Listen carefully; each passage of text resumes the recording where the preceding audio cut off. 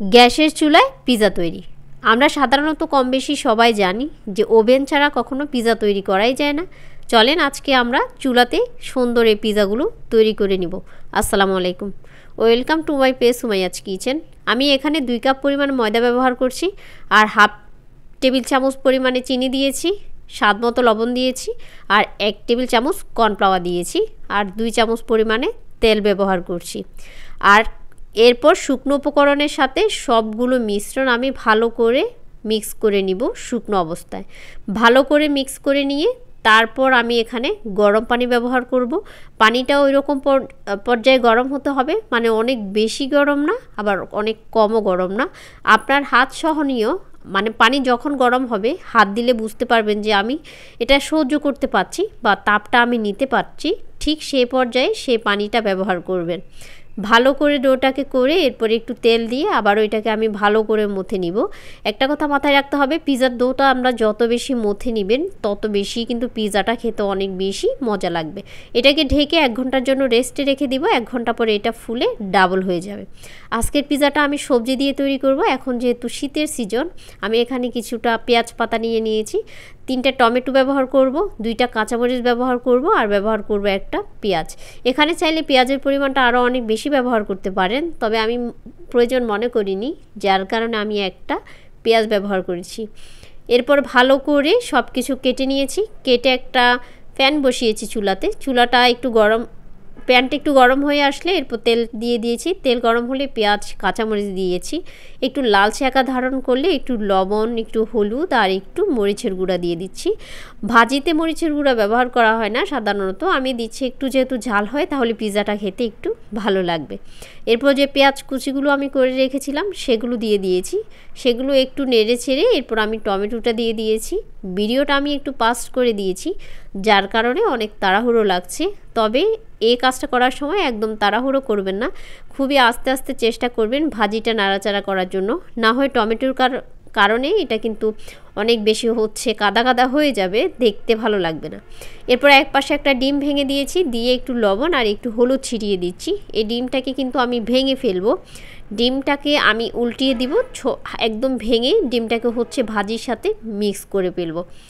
আজকের আমার পিৎজাটা হচ্ছে একদমই অন্যরকমই, মানে এটা হচ্ছে একটা সবজির পিৎজা বলতে পারেন। অনেকে আবার হয়তো বা বলতে পারেন যে সবজি দিয়ে কখনো পিৎজা হয়, অবশ্যই হয়। নামি দামি রেস্টুরেন্টে কিন্তু আপনি চিকেন পিৎজা, বিফ পিৎজা, কিমা পিৎজা অথবা হচ্ছে সবজি পিৎজা, সব ধরনের পিৎজাই হচ্ছে পেয়ে যাবেন। 1 ঘন্টা পর আমার ডোটা হচ্ছে ফুলে ডাবল হয়ে গিয়েছে। স্ক্রিনে লক্ষ্য করলে বুঝতে পারবেন আমি যে পরিমাণে ডো করেছিলাম তার থেকে ডবল হয়েছে।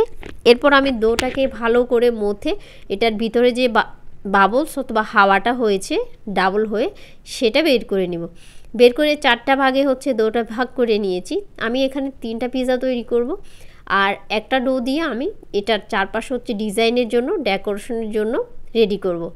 একে একে করে হচ্ছে আমি 3টা ডো করেছি আর এখানে আমি ডোটা হচ্ছে ভাগ করে নিচ্ছি। ভাগ করে এটা দিয়ে আমি লিচির মতো কেটে নিব। কিভাবে কাটছি আপনারা স্ক্রিনে লক্ষ্য করলে বুঝতে পারবেন। অনেকটা লম্বা করে হচ্ছে লিচির মতো কেটে নিয়েছি আর এখানে ডোটাকে হচ্ছে আমি বেলে নিচ্ছি। আর অবশ্যই চেষ্টা করবেন একটু পুরুত্ব রেখে, মানে একটু মোটা রেখে এটা বেলার জন্য।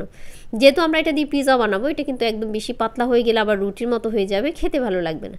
সেজন্য একটু পুরুত্ব রেখে এটাকে হচ্ছে বেলার চেষ্টা করবেন। এরপর একটা কাঁটা চামচ দিয়ে ভালো করে আমি এটাকে কেচে নিচ্ছি। কাঁটা চামচ দিয়ে যদি আপনি ছিদ্র না করে নেন তাহলে কিন্তু এটা ফুলে একদম উপরে উঠে যাবে। যখন এটাকে আপনি বেক করতে দিবেন চুলাতে তখন কিন্তু এটা ফুলে যাবে, কারণ ডোটা আমরা ইস্ট ব্যবহার করেছি, যার কারণে এটা ফুলে যাবে। অবশ্যই কাঁটা চামচ দিয়ে এটাকে হচ্ছে কেচে নিতে হবে। এরপর আমি যে লিচিটা দিয়ে একটা ডিজাইন করেছি, স্ক্রিনে লক্ষ্য করলে বুঝতে পারবেন যে আমি এটা কিভাবে করেছি। এরপর আমি এটা দিয়ে চারপাশে হচ্ছে ডিজাইন করে নিয়েছি, দেখতে অনেক বেশি সুন্দর লাগছে। ছোটোবেলায় যখন দোকান থেকে এরকম পিৎজাগুলো দেখতাম বা বাসায় আনা হতো তখন চিন্তা করতাম তাদের মাথায় এত বুদ্ধি আসে কোথায় থেকে, পিৎজা দেখতে এত সুন্দর করে পিৎজার চারপাশে উঠে ডিজাইন করা যায়, এটা আসলে কিভাবে সম্ভব।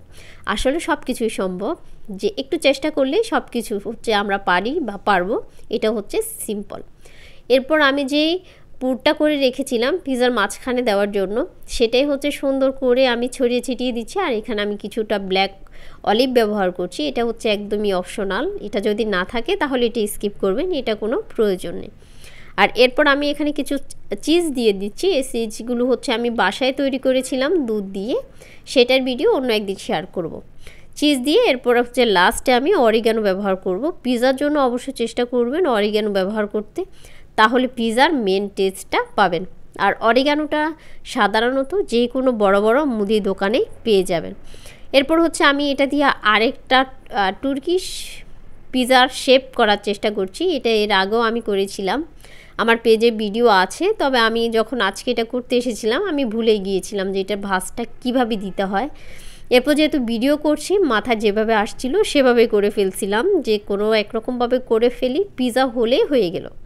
এই তো এটাকে আমি একটু লম্বালম্বিভাবে ভাঁজ করে নিয়েছি, নিয়ে এটাকেও হচ্ছে কাঁটা চামচ দিয়ে ভালো করে কেচে নিচ্ছি, না হয় কিন্তু ফুলে যাবে। অবশ্যই এই কাজটা আপনাদেরকে করতে হবে। কাঁটা চামচ দিয়ে কেচে এটা তো ভালো করে সস দিয়ে দিয়েছি, সস দিয়ে সেম সব কিছু ভালোভাবে আমি দিয়ে দিয়েছি, দিয়ে এটাকেও রেডি করে ফেলছি। সবার শেষে যে পিৎজাটা ছিল সেই পিৎজাটা আমি হচ্ছে 6 ইঞ্চি একটা কেক মোল্ডে বেক করেছি, কারণ এই পিৎজাটের মধ্যে সেই পিৎজাটা হচ্ছে জায়গা হবে না।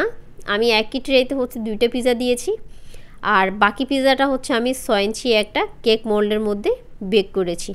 আপনাদের যাদের কাছে পিৎজা টেনে, আপনারা চাইলে হচ্ছে স্টিলের প্লেটে অথবা কেকের মোল্ডও হচ্ছে পিৎজা করতে পারেন। এরপর আমি এখানে চুলায় একটা ফ্রাই প্যান বসিয়েছি আর একটা কাগজ দিয়েছি, যেমনটা স্ক্রিনে লক্ষ্য করেছিলেন। এখানে একটু ভিডিও কাট পড়ে গিয়েছে, সেটার জন্য আন্তরিকভাবে দুঃখিত।